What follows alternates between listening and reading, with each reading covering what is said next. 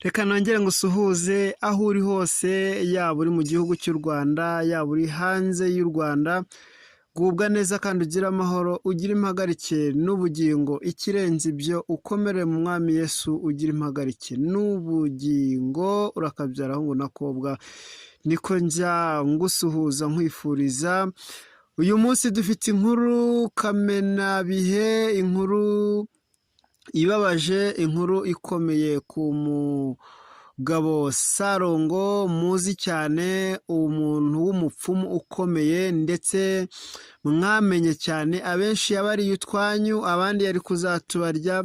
Ubu ntabwo akiri mu maboko ye kuko yamaze kugera mu maboko y'ubushinjacyaha, aho RIB yatangaje ko uyu mugabo yamufashe ndetse akaba yarabitangaje ku itariki 31 z'ukwezi kwa 10, aho yatangaje ko yataye muri yombi umugabo witwa Wilson wamamaye nka Salongo, akaba akurikiranyweho ibyaha 4.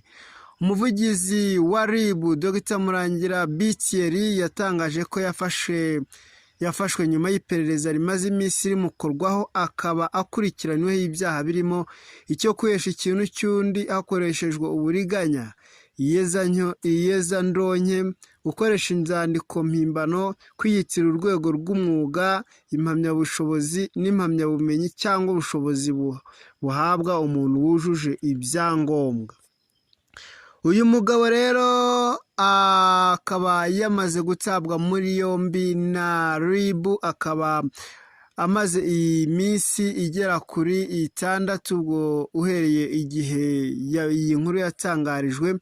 Ikinyamakuru Igihe, nk'aho twakuye imvano y'iyi nkuru, twarebye amakomenti abantu bagiye bandika ndetse turayasoma, dusanga abantu benshi bishimiye iki cyemezo cya RIB, abandi bababajwe nacyo, ndetse aho byagaragaye mu mamesaje y'abantu bagiye bandika, ayo twita amatwiti. Hari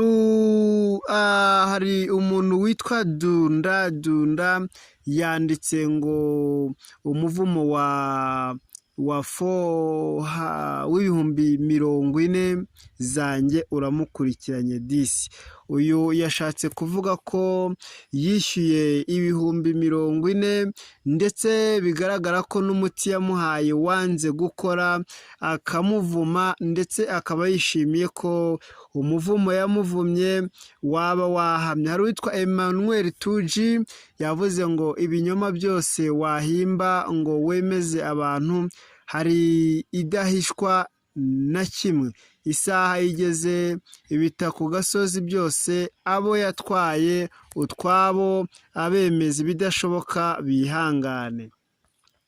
Hari uwitwa Saturis yavuze ngo umugabo mbwa aseka imbohe. Hari uwitwa Eric Mike Habamenshi yavuze ngo icyaha cyo kuroga gihanwa n'iyihe ngingo. Uyu abanyamategeko bari bumusubize, ndetse ndakeka ko abanyamategeko bahari rwose ari benshi cyane kuri izi mbuga. Hari uwitwa Byiringiro Samuel yavuze ngo ni ukuri bicuze rwose ibintu byo gupfumaguza ngo ni abapfumu, ibi ni ibiki ubundi? Imyuka mibi ya Satani baba bashaka kudushyiraho. Mwakoze cyane Salongo yabeshye abanyarwanda benshi. Hari uwitwa Bone of Safa yavuze ngo umupfumu nyawe ntabwo afungika, ugitekereza kumuta muri yombi burya bucya wabyibagiwe, aho niho twamucirishijemo ijisho rwose. Hari uwitwa Bizimana Emmanuel yavuze ngo ese ubundi koko aba bantu mubizera mute koko? Hari uwitwa UD Media TV yavuze ngo amapingu azayahindura ibikomo, cyakora natwe tuzabyemera koko nitubona ibi bintu abikoze. Hari uwitwa Tora Kagame yavuze ngo nambe nawe ariba akanubaka ibikorwa remezo.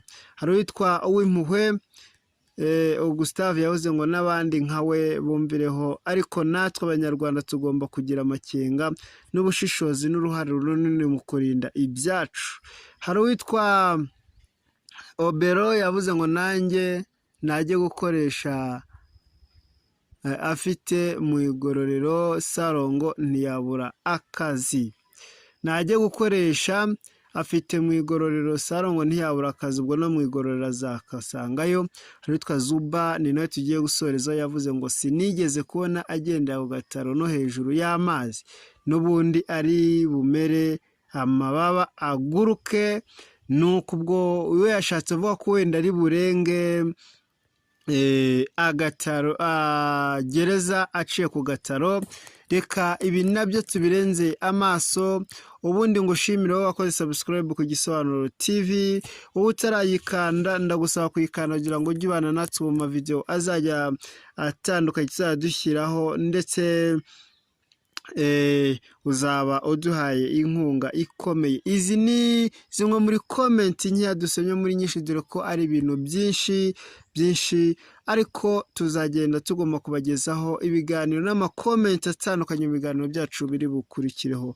Murakoze cyane.